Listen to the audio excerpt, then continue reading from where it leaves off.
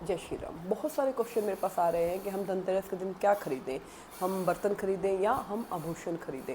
तो सबसे पहले ये जानना जरूरी है आखिर ये परंपरा शुरू कैसे हुई। समुद्र मंथन के टाइम जब देवताओं और दानवों के बीच में समुद्र मंथन हो रहा था, 14वें रतन के रूप में भगवान धन्वंतरी अमृत का कलश लेकर समुद्र में से बाहर आए थे।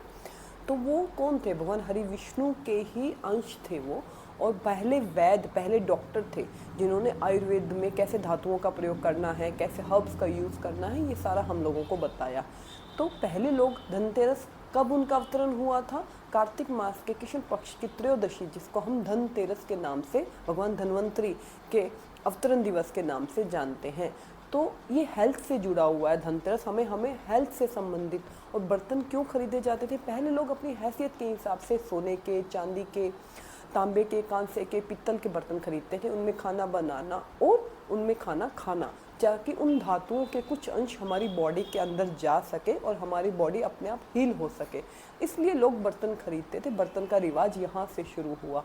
समय के साथ वो आभूषण में कन्वर्ट हो गया, लोग सोने चांदी के आभूषण खरीदने लग गए। क्योंकि हमेशा लिखा गया है कि धनतेरस का जो मेन 3-4 कथाएं हैं कि धनतेरस पे कुबेर जी की पूजा होती है, धनतेरस पे धन्वंतरी जी की पूजा होती है, यम का दिया जलाया जाता है, सबकी अलग अलग स्टोरीज हैं। लेकिन पहली चीज़ है कि धनतेरस हमारी निरोगी काया से जुड़ा हुआ है। ये सब जगह लिखा हुआ है। पहला सुख निरोगी काया, दूसरा सुख घर है।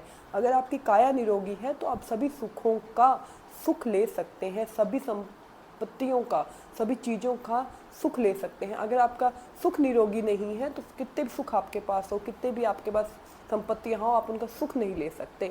तो धनतेरस का जो ये त्यौहार बनाया जाता है भगवान धन्वंतरी के अवतरण दिवस के लिए और हमारी हेल्थ के लिए बनाया जाता है, और इसलिए बर्तन खरीदे जाते हैं। उसके बाद ये बोला जाता है कि कुबेर जी की पूजा होती है इस टाइम।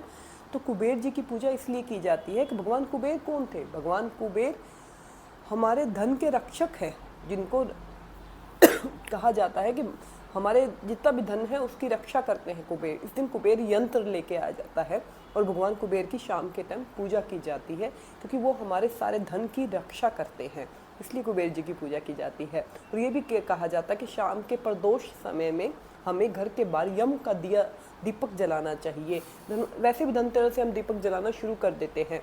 तो क्यों?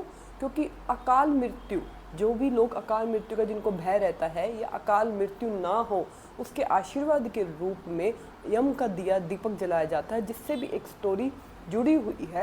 ये भगवान यमराज का ही कहा हुआ है कि धन, वो भी जिस दिन भगवान यमराज ने ये कहा था उस दिन भी यही तिथि थी, और जिस दिन कुबेर को अमरावती के शासक बने थे वो, उस दिन भी यही तिथि थी। तो इसलिए ये सारी तिथियाँ धनतेरस के रूप में इन सभी की पूजा की जाती है। तो हमें पहले मेन मोटो पता होना चाहिए।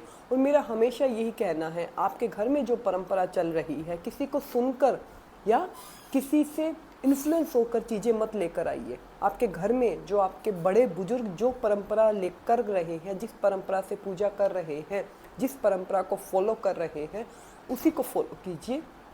नई परंपरा मत चालू कर कीजिए। बहुत कुछ आपको सोशल मीडिया है, बहुत कुछ बताया जा रहा है, लेकिन मैं हमेशा यही मानती हूँ कि अपने पूर्वजों की, अपने बड़ों की ही परंपराओं का पालन कीजिए अपने घर में। ताकि एक ये है, जब हम अपने पूर्वजों के पालन करना चीज़ें छोड़ देते हैं, तब भी दिक्कतें हमारे जीवन के अंदर आती है। तो मैं हमेशा कभी भी नई परंपरा को नहीं बोलती हूँ। मैं हमेशा ये बोलती हूँ कि आपके घर में जो परंपरा चल रही है, किसी भी त्यौहार की, किसी भी तिथि की, श्राद्ध की, अमावस, पूर्णिमा, दिवाली, होली, रक्षाबंधन, अपने घर की परंपरा का पालन कीजिए सबसे पहले। उसके साथ में आप कुछ नया कर सकते हैं, लेकिन उनको मत छोड़िए, उनका पालन करना बहुत ज़रूरी है।